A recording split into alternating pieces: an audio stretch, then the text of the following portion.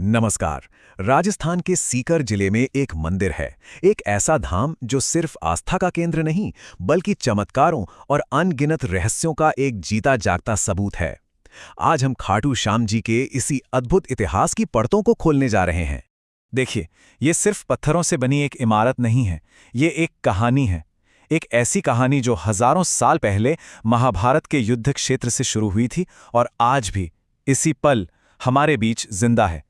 ये एक ऐसी गाथा है जहां भक्ति है, त्याग है और चमत्कारों की अनगिनत कहानियां हैं जो एक दूसरे में पूरी तरह से गुंथी हुई हैं। खाटू श्याम जी को हारे का सहारा कहा जाता है। हम सब ने ये सुना है, पर सवाल ये है कि उन्हें ये नाम मिला क्यों? इसके पीछे का मतलब क्या है? तो इसका जवाब हमें मिलता है महाभारत के उस दौर में, जहां एक महान योद्धा ने एक ऐसा वचन दिया जिसने उसकी पूरी की पूरी किस्मत ही बदल कर रख दी। तो चलिए मिलते हैं इस कहानी के असली नायक से, बर्बरिक।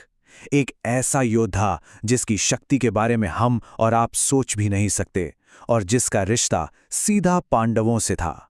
बर्बरिक कोई मामूली योद्धा नहीं थे, वो महाबली पांडुपुत्र भीम के पोते थे और वीर घटोत्कच के बेटे।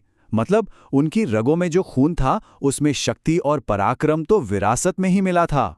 बर्बरिक की असली पहचान उनकी बेहिसाब शक्ति और अपनी मां को दिया गया एक वचन था। और यही वो दो चीजें थीं जिन्होंने महाभारत के युद्ध में उनकी भूमिका को सबसे जरूरी और सबसे ज्यादा पेचीदा बना दिया। उन्होंने भगवान शिव की इतनी कठोर तपस्या की कि शिवजी ने प्रसन्न होकर उन्हें 3 ऐसे अमोघ बाण दिए जो अपने लक्ष्य को भेद कर वापस उनके तरकश में लौट आते थे।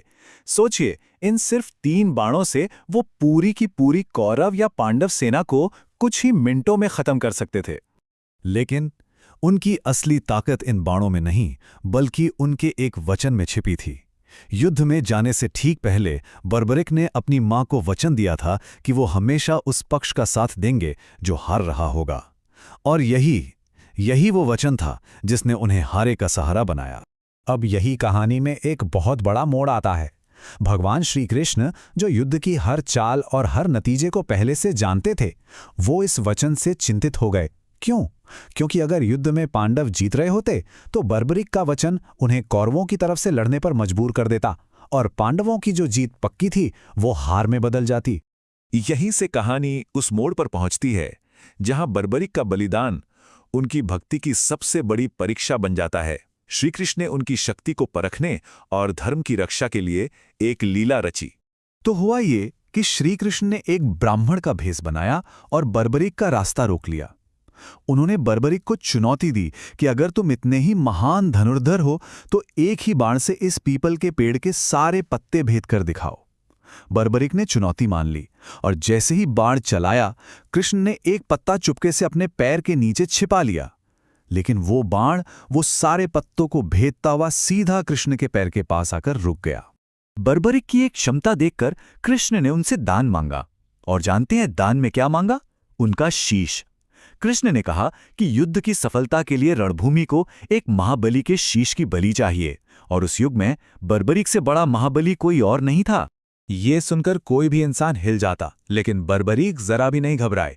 वो समझ गए कि कोई साधारण ब्राह्मण ऐसा दान नहीं मांग सकता। जब कृष्ण अपने असली रूप में आए तो उन्होंने खुशी खुशी अपना शीश दान कर दिया।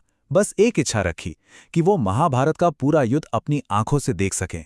बर्बरिक के इस बेमिसाल बलिदान और भक्ति से श्री कृष्ण इतने खुश हुए कि उन्होंने उन्हें एक अमर वरदान दिया। उन्होंने कहा, कलयुग में तुम मेरे ही नाम श्याम से जाने जाओगे।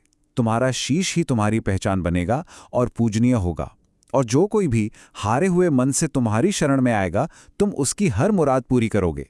महाभारत का युद्ध तो खत्म हो गया, सदियां बीत गईं, लेकिन श्री कृष्ण का वो वरदान अमर था। तो चलिए आप देखते हैं कि कलयुग में बर्बरिक का शीश फिर से कैसे प्रकट हुआ और कैसे उनके इस भव्य मंदिर का निर्माण हुआ। लोक कथाओं में कहते हैं कि आज के खाटू गांव में एक गाय हर रोज एक खास जगह पर जाकर खड़ी हो जाती थी और उसके थनों से अपने आप दूध बहने लगता था। जब लोगों ने उस जगह की खुदाई की तो वहीं से बर्बरिक का वो दिव्य शीश मिला। इसके कुछ समय बाद वहां के राजा रूप सिंह चौहान को सपने में मंदिर बनाने का आदेश मिला। राजा ने सपने का मान रखा और सन 1027 में मंदिर का निर्माण करवाया। फिर सदियों बाद सन 1720 में दीवान अभय सिंह ने इस मंदिर को फिर से बनवाया और इसे वो भव्य रूप दिया जो आज हम देखते हैं।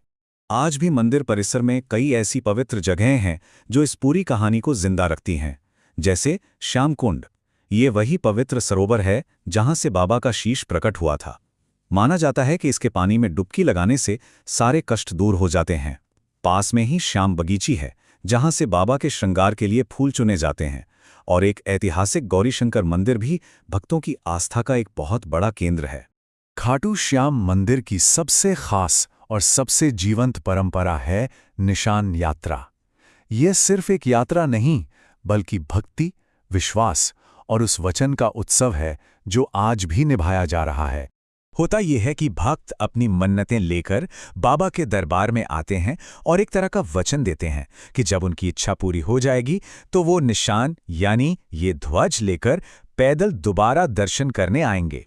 ये यात्रा उस वादे को पूरा करने और बाबा का शुक्रिया अदा करने का एक तरीका है। इस निशान में इस्तेमाल होने वाले केसरिया, नारंगी और लाल रंग असल में त्याग, शक्ति और भक्ति को दर्शाते हैं। मतलब ये ध्वज सिर्फ कपड़े का एक टुकड़ा नहीं, बल्कि बाबा के बलिदान और उनकी विजय का प्रतीक है। और बस इसी तरह बर्बरिक का वचन, उनका बलिदान और कृष्ण का वरदान, ये सब मिलकर उन्हें बनाते हैं हारे का सहारा, हमारे खाटू श्याम बाबा। ये सिर्फ एक नारा नहीं है, ये उन लाखों लोगों के विश्वास का सार है जो जिंदगी की लड़ाई में हारने के बाद भी उम्मीद नहीं छोड़ते। तो सवाल ये है कि क्या ये लाखों करोड़ों लोगों की अटूट श्रद्धा है जो इस जगह को इतना शक्तिशाली बनाती है, या फिर ये आज भी घटित हो रहा एक जीता जागता चमत्कार है? शायद इसका जवाब विश्वास और अनुभव में ही कहीं छिपा है।